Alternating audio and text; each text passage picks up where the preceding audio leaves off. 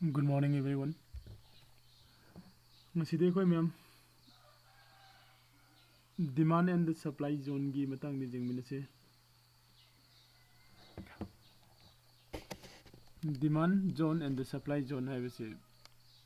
yamna kain arubo point na te ko siangna haribo khoi gi demand zone and the supply zone hai se mamang da khoi gi traders sing na natraga khoi gi trading tawda yamna active ogiba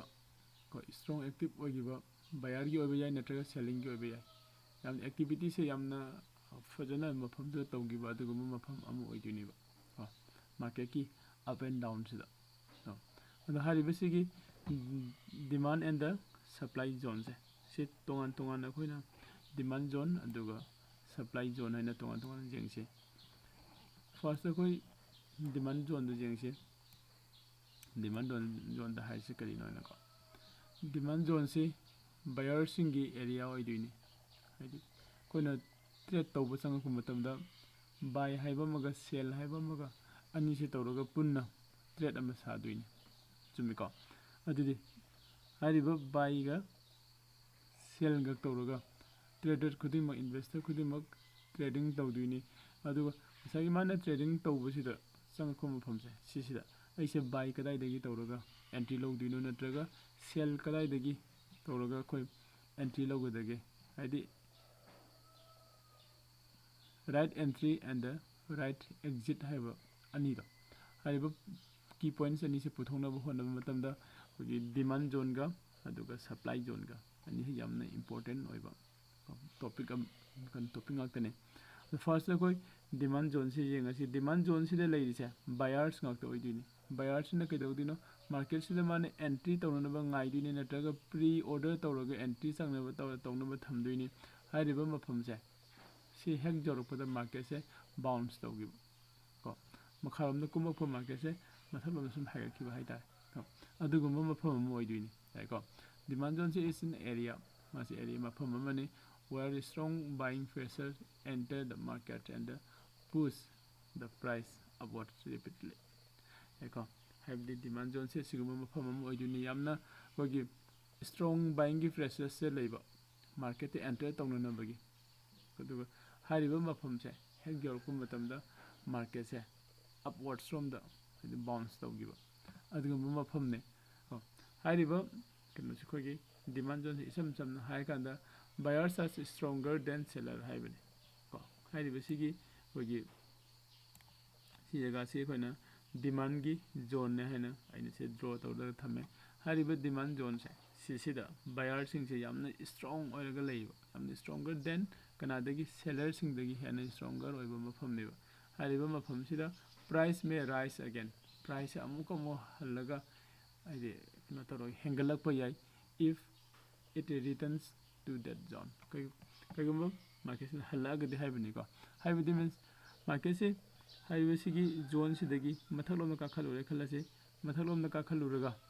amukum haidaraga asagi sigi hariba demand zone se sigi manak naksilak pa natra masida touch tawsilagadi ko market ki price se haigalaga market se mathalom da amuka kakhakiba yai haibani karigina swai jorokpa matamda market se khoina sida demand zone haise karigino habise khoi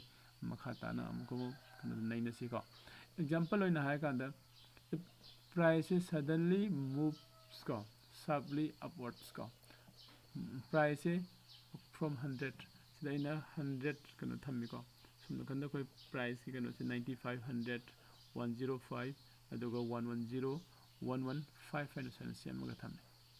hariba price sida 100 tagi mase mathalom da ka har kare khalase to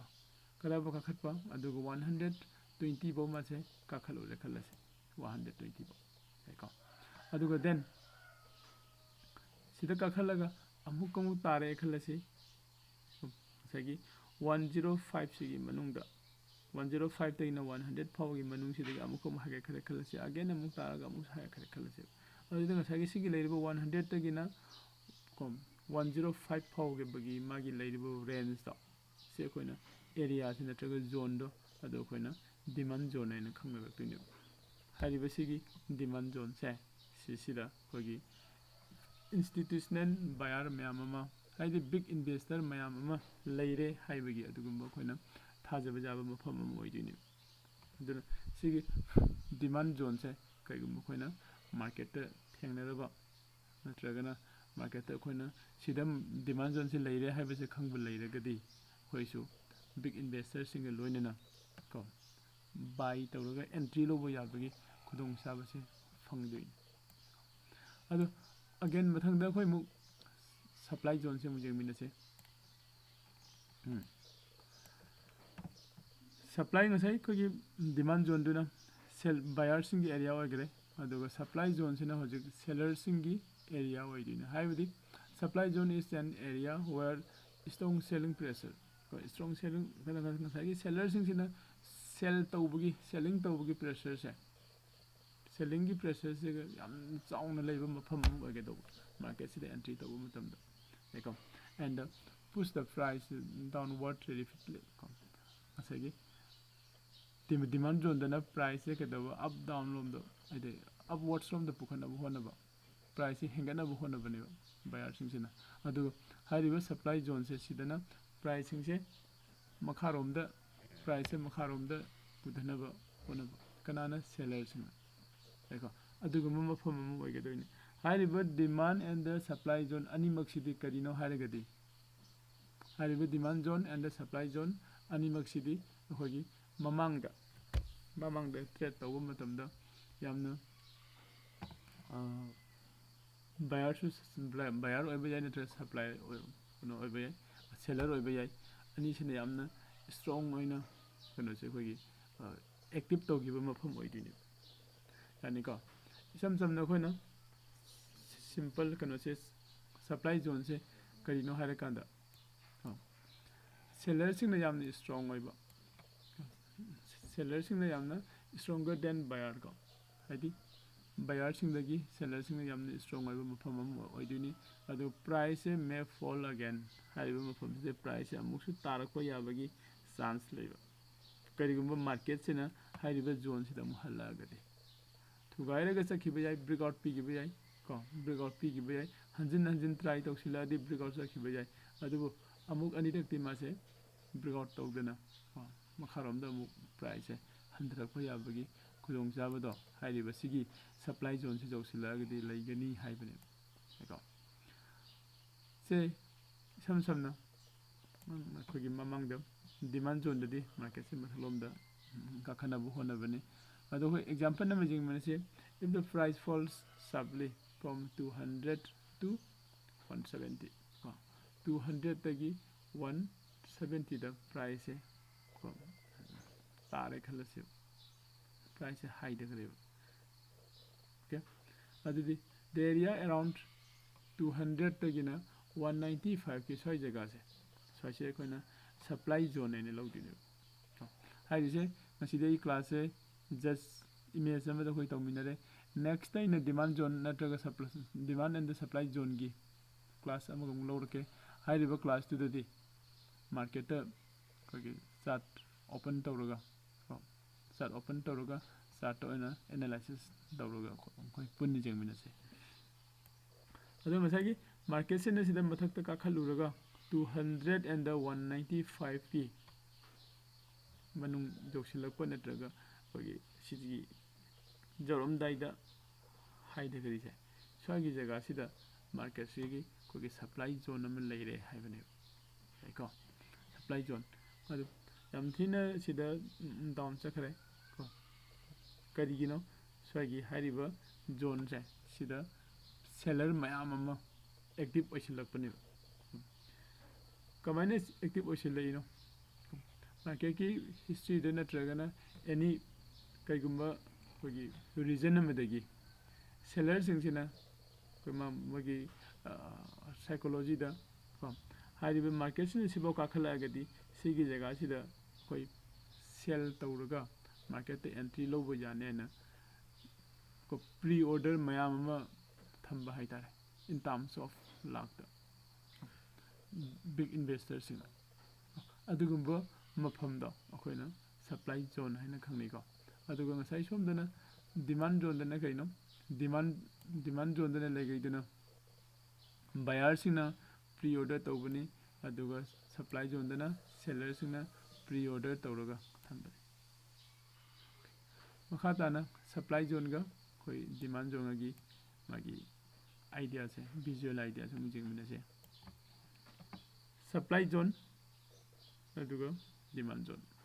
demand zone दगी price से rise तौर price से increase तौर supply zone देना price से fall तौर price से decrease तौर डिमांड जोन का सप्लाई जोन की मरक से अखोना ट्रेडिंग तौब याब मफम होगदोनी कनागुंबा बायर सिंगना डिमांड जोन सिदा प्री ऑर्डर तौरग नत्रग सी जौरगदि आई मार्केट एंट्री तौगे न ngairag leiduni atop amana supply zone sida ko seller singsina price है market की price सिबो हाइगलागदि स्वाइदा आई एंट्री लौरगे एज ए सेलर है तौरग माना मसागी मार्केट सिदा प्री ऑर्डर तौबो नत्रगना ngairag leibको अदुगुमसे थोइको how zones are formed zone से कमाई तौर से मैनो है को जोन से कोई डिमांड जोन से ना फॉर्म तौर से बुलिश मूव है द मार्केट अपवर्ड की अदुगो बियरिश मूव को सप्लाई जोन से ना समान फॉर्म तौर से फॉर्म तौर से कना कना ना यार को फॉर्म तौर इंस्टीट्यूशंस प्लेस लार्ज ऑर्डर्स को इंस्टीट्यूशंस मीन्स कोई लाइरिबा इंश्योरेंस कंपनी को सम एग्जांपल है कांदा बैंक मैम लेरी HDFC ICIC मैम लेरी लोनना LIC लेरी चाउना टाटा बिरलागुब कोई इंडिया खी है अचौ अचौब इंश्योरेंस की इंस्टीट्यूशन अखोना कहोने मैं बिग इन्वेस्टर ngakne एग्जांपल निको नतब मैम लेरी फॉरेन इन्वेस्टर्स को याम चाउना पैसा से याम चाउना थादरगा मखगी ऑर्डर से याम चाउना ऑर्डर तौब ngamba अदुगुम इन्वेस्टर सिंसे सिसे मसागी जो हाइरिबे जोन अनि सिदा लेयो डिमांड जोन द नत्रगना सप्लाई जोन द मखगी अपामदुगी मतंगी अनि को हाइरिबे सिगी डिमांड जोन नत्रगा सप्लाई जोन से सी हेक जरखु मतम द प्राइस से याम अथुब मतम द मागी डायरेक्शन से सेंसर सखिनी बसु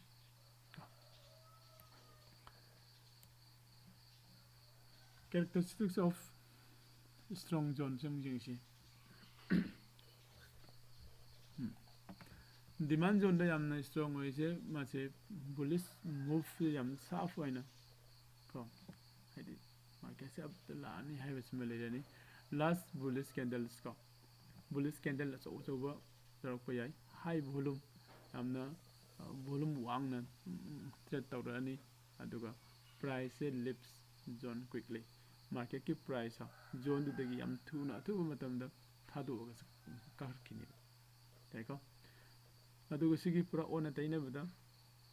सप्लाई जोन दसु लाइसे सप्लाई जोन ओरगदी बियरिश मार्केट लोम द मूव तौरani को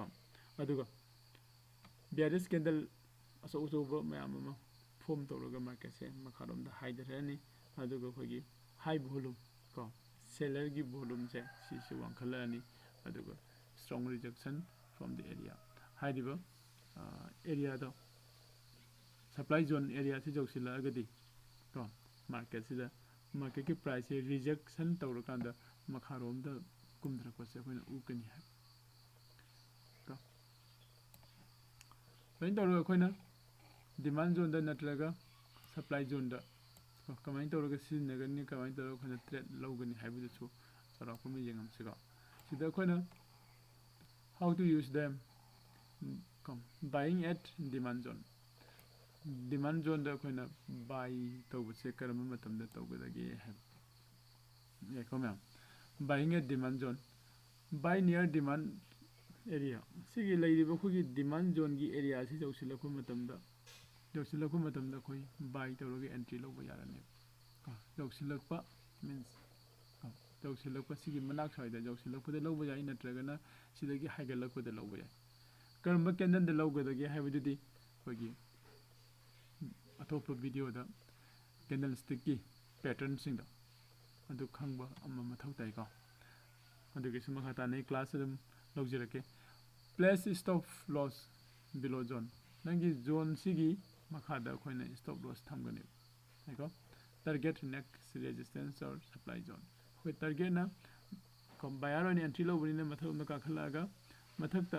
ꯂꯩꯔꯤꯕ ꯁꯄ꯭ꯂꯥꯏ ꯖꯣꯟ ꯅꯠꯇ꯭ꯔꯒꯅ ꯔꯦꯖꯤꯁꯇꯦꯟꯁ ꯃꯅꯥꯛꯇ ꯑꯗꯨꯗ ꯑꯩꯈꯣꯏꯒꯤ ꯇꯥꯔꯒꯦꯠ ꯑꯣꯏꯒꯅꯤ ꯍꯥꯏꯕꯅꯤꯀꯣ ꯑꯃꯨꯛꯇꯪꯒ ꯍꯟꯖꯔꯝꯒꯦ ꯉꯁꯥꯏꯒꯤ ꯑꯩꯈꯣꯏꯅ ꯗꯤꯃꯥꯟ ꯖꯣꯟ ꯁꯤꯖꯤꯟꯅꯔꯒ ꯕꯥꯌꯔ ꯑꯃ ꯑꯣꯏꯅ ꯃꯥꯔꯀꯦꯠꯇ ꯀꯃꯥꯏꯅ ꯑꯦꯟꯇ꯭ꯔꯤ ꯇꯧꯒꯗꯒꯦ ꯍꯥꯏꯔꯒꯗꯤ ꯗꯤꯃꯥꯟ ꯖꯣꯟꯁꯤꯗꯒꯤ ꯄ꯭ꯔꯥꯏꯁꯁꯦ ꯕꯥꯎꯟꯁ ꯇꯧꯒꯅꯤ ꯍꯥꯏꯕꯁꯦ ꯑꯩꯈꯣꯏ ꯈꯪꯉꯦ ꯈꯜꯂꯁꯤ ꯑꯗꯨꯗꯤ ꯑꯩꯈꯣꯏꯅ ꯑꯦꯟꯇ꯭री ꯂꯧꯒꯗꯧꯔꯤꯕ ꯄꯣꯏꯟꯠꯁꯦ ꯁꯤꯁꯤꯗ ꯑꯩꯈꯣꯏ ꯀꯦꯟꯗꯜ ꯈꯔ ꯅꯩꯅꯕ ꯃꯊꯧ ꯇꯥꯏ ꯀꯦꯟꯗꯜꯗꯨꯒꯤ ꯃꯇꯨꯡ ꯏꯟꯅ ꯑꯩꯈꯣꯏ ꯃꯥꯔꯀꯦꯠꯇ ꯑꯦꯟꯇ꯭री ꯂꯧꯔꯦ ꯈꯜꯂꯁꯤ ꯀꯣ ꯑꯗꯨꯒ ꯂꯧꯔꯕ ꯃꯇꯨꯡꯗ ꯑꯩꯈꯣꯏꯒꯤ ꯁ꯭ꯇꯣꯞ ꯂꯣꯁ ꯀꯗꯥꯏꯗ ꯊꯝꯒꯗꯒꯦ ꯍꯥꯏꯔꯒꯗꯤ ꯖꯣꯟꯗꯨꯒꯤ ꯂꯋꯔ ꯂꯦꯚꯦꯜꯗꯣ ꯑꯗꯨꯗ ꯑꯩꯈꯣꯏꯅ ꯁ꯭ꯇꯣꯞ ꯂꯣꯁꯁꯦ ꯊꯝꯒꯅꯤ ꯇꯥꯔꯒꯦꯠꯅ ꯀꯗꯥꯏꯗ ꯑꯣꯏꯒꯅꯤ ꯇꯥꯔꯒꯦꯠꯅ ꯉꯁꯥꯏꯒꯤ ꯑꯩꯈꯣꯏꯒꯤ ꯗꯤꯃꯥꯟ ꯖꯣꯟꯗꯨꯒꯤ ꯍꯦꯛ ꯃꯊꯛꯇ ꯂꯩꯔꯤꯕ ꯔꯦꯖꯤꯁꯇꯦꯟꯁ ꯅꯠꯇ꯭ꯔꯒ ꯑꯩꯈꯣꯏ ꯁꯄ꯭ꯂꯥꯏ ꯖꯣꯟ ꯑꯃ ꯂꯩꯒꯅꯤ ꯍꯥꯏꯔꯤꯕ ꯖꯣꯟꯗꯣ ꯑꯗꯨꯗ ꯑꯩꯈꯣꯏꯅ ꯑꯩꯈꯣꯏꯒꯤ ꯇꯥꯔꯒꯦꯠꯇ ꯊꯝꯒꯅꯤ ꯍꯣꯔꯦꯟ ꯄ꯭ꯔꯣꯐꯤꯠ ꯕꯨꯛ ꯇꯧꯅꯅꯕ ꯀꯃꯥꯏ ꯑꯗꯨꯗꯤ ꯃꯊꯪꯗ ꯁꯤꯒ ꯆꯞ ꯃꯥꯟꯅꯅ selling selling at supply zone ꯍꯥꯏꯕ ꯁꯦꯂꯤꯡ ꯑꯦꯠ ꯁꯄ꯭ꯂꯥꯏ ꯖꯣꯟ ꯁꯤꯅ ꯀꯔꯝꯕ ꯃꯇꯝꯗ ꯃꯥꯔꯀꯦꯠꯁꯦ ꯑꯦꯟꯇ꯭री ꯂꯧꯗꯣꯏꯅꯣ ꯁꯤꯁꯨ ꯗꯤꯃꯥꯟ ꯖꯣꯟꯗꯨꯒ ꯃꯥꯟꯅꯅ ꯉꯁꯥꯏꯒꯤ ꯁꯄ꯭ꯂꯥꯏꯒꯤ ꯑꯦꯔꯤꯌꯥꯗ ꯌꯧꯁꯤꯜꯂꯛꯄ ꯃꯇꯝꯗ ꯅꯠꯇ꯭ꯔꯒ ꯁꯄ꯭ꯂꯥꯏꯒꯤ ꯑꯦꯔꯤꯌꯥꯒꯤ ꯃꯅꯥꯛꯇ ꯑꯗꯨꯗ ꯑꯩꯈꯣꯏꯅ ꯇ꯭ꯔꯦꯟ ꯃꯥꯔꯀꯦꯠꯇ ꯑꯦꯟꯇ꯭री ꯂꯧꯒꯅꯤ ꯁ꯭ꯇꯣꯞ ꯂꯣꯁꯁꯤꯅ ꯖꯣꯟꯁꯤꯒꯤ ꯃꯊꯛ ꯊꯪꯕ ꯂꯦꯚꯦꯜ ꯂꯣꯝꯗ ꯑꯩꯈꯣꯏꯅ ꯁ꯭ꯇꯣꯞ ꯂꯣꯁ ꯊꯝꯒꯅꯤ ꯑꯗꯨꯒ ꯇꯥꯔꯒꯦꯠꯅ ꯉꯁꯥꯏꯒꯤ ꯅꯦꯛꯁ ꯁꯄꯣꯔꯠ ꯅꯠꯇ꯭ꯔꯒꯅ ꯑꯩꯈꯣꯏꯒꯤ ꯗꯤꯃꯥꯟ ꯖꯣꯟ ꯀꯣ ꯁꯄꯣꯔꯠ ꯑꯦꯔꯤꯌా ꯅꯠꯇ꯭ꯔꯒ ꯗꯤꯃꯥꯟ ꯖꯣꯟ ꯉꯁꯥꯏꯒꯤ ꯂꯩꯔꯤꯕ ꯁꯄ꯭ꯂꯥꯏ ꯖꯣꯟꯗꯣ ꯑꯗꯨꯒꯤ ꯍꯦꯛ ꯃꯈꯥꯗ ꯗꯤꯃꯥꯟ ꯖꯣꯟ ꯑꯃ ꯁꯣꯏꯗꯅ ꯂꯩꯔꯝꯒꯅꯤ ꯅꯠꯇ꯭ꯔꯒꯅ ꯔꯦꯖꯤꯁꯇꯦꯟꯁ ꯑꯃ ꯐꯪꯕ ꯌꯥꯏ ꯍꯥꯏꯔꯤꯕ ꯗꯤꯃꯥꯟ ꯖꯣꯟ ꯅꯠꯇ꯭ꯔꯒ ꯔꯦꯖꯤꯁꯇꯦꯟꯁꯇꯣ ꯑꯗꯨꯒꯤ ꯃꯅꯥꯛꯋꯥꯏꯗ ꯑꯩꯈꯣꯏꯅ ꯑꯩꯈꯣꯏꯒꯤ ꯇꯥꯔꯒꯦꯠꯁꯦ ꯄꯤꯒꯅꯤ ꯀꯣ ꯑꯗꯣ supply zone and demand zone ꯍꯥꯏꯁꯦ ꯑꯩꯈꯣꯏ ꯄ꯭ꯔꯥꯏꯁꯀꯤ ꯑꯦꯛꯁꯟꯁꯤꯅ ꯁꯦꯝꯕ ꯉꯥꯛꯇꯅꯤ ꯀꯣ ꯃꯤ ꯑꯃꯅ ꯍꯦꯛꯇ ꯁꯤꯅ ꯁꯄ꯭ꯂꯥꯏ ꯖꯣꯟꯅꯤ ꯁꯤꯅ ꯗꯤꯃꯥꯟ ꯖꯣꯟꯅꯤ ꯁꯤꯗ ꯁꯄ꯭ꯂꯥꯏ ꯖꯣꯟ ꯑꯣꯏꯍꯜꯂꯁꯤ ꯑꯗꯨꯒ ꯁꯤꯗꯅ ꯗꯤꯃꯥꯟ ꯖꯣꯟ ꯑꯣꯏꯍꯜꯂꯁꯤ ꯍꯥꯏꯅ ꯁꯦꯝꯕ ꯅꯠꯇꯦ ꯑꯩꯈꯣꯏꯒꯤ ꯇ꯭ꯔꯦꯗꯔꯁꯤꯡꯁꯤꯅ ꯍꯥꯏꯔꯤꯕ ꯁ꯭ꯋꯥꯏ ꯖꯒꯥꯁꯤꯗꯗꯤ ꯁꯤ ꯑꯣꯏꯕ ꯌꯥꯏ ꯁꯤꯗꯅ ꯁꯤ ꯑꯣꯏꯕ ꯌꯥꯏ ꯍꯥꯏꯅ ꯃꯥꯒꯤ ꯁꯥꯏꯀꯣꯂꯣꯖꯤꯗꯣ ꯀꯣ ꯑꯗꯨꯃꯥꯏꯅ ꯇꯧꯔꯒ ꯑꯩꯈꯣꯏꯒꯤ ꯇ꯭ꯔꯦꯗꯔ ꯃꯌꯥꯝꯁꯤ ꯁꯥꯏꯀꯣꯂꯣꯖꯤꯁꯦ ꯂꯣꯏꯅ ꯋꯥꯈꯜꯂꯣꯟꯁꯦ ꯂꯣꯏꯅ ꯃꯥꯟꯅꯔꯛꯄ ꯑꯗꯣ ꯍꯥꯏꯔꯤꯕ ꯃꯐꯝꯁꯤꯗ ꯑꯩꯈꯣꯏꯅ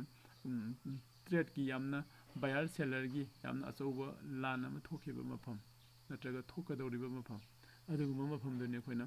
buyer and the supply zone ꯍꯥꯏꯅ ꯂꯥꯛꯏꯁꯦꯀꯣ ꯑꯗꯨꯗꯤ ꯃꯈꯥ ꯇꯥꯅ ꯑꯩꯈꯣই ꯍꯌꯦꯡꯁꯨ ꯍꯪꯆꯤꯠꯁꯨ ꯑꯩ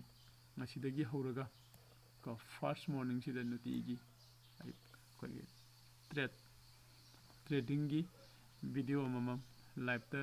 ꯁꯨꯝ ꯂꯥꯛꯆꯒꯦ